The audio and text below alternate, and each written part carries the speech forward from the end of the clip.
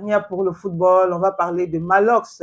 Malox qui a fait une sortie où il dit que si un temps soit peu, il avait été à la place de Samuel Eto'o, c'est qu'il allait sanctionner tous les joueurs qui étaient du côté de Yaoundé très, très sévèrement. Oui, il y en a, mais il faut savoir que la fédération a déjà informé. C'est pour cette raison que les joueurs étaient paniqués.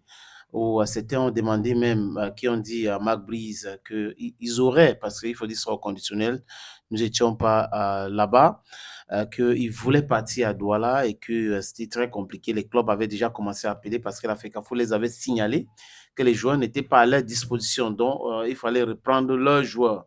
Ils préparaient déjà l'équipe de U20. Donc, c'était par rapport à ça. Donc, après, ça s'est arrangé avec la primature.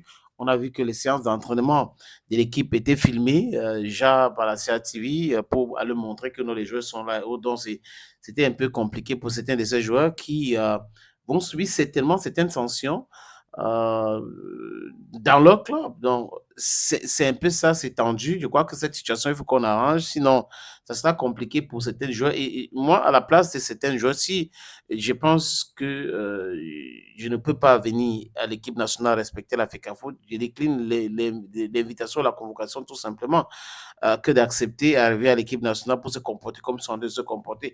Dans leur club, ils ne peuvent pas faire ça. Ils ne peuvent pas. C'est le football. Donc, il y a des instances qui gèrent le football. Donc, Malox a totalement raison. Je pense qu'à un moment donné, il faut rester, il faut laisser les histoires de cœur, il faut être lucide. Si quelqu'un doit faire son travail et il ne veut pas respecter les règles de son métier, il faut le sanctionner tout simplement. Mais bon, l'avertissement d'abord et après sanctionner après. Donc, je pense que après le match contre le Zimbabwe, ils vont se remettre en question pour savoir qui fait quoi, qui est notre patron, le frère, qui devrait gérer le football, qui devrait nous gérer, parce que c'est celui qui envoie les convocations.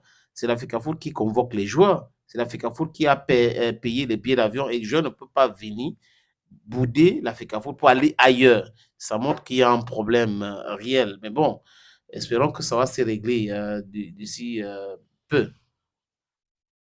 Autre chose maintenant.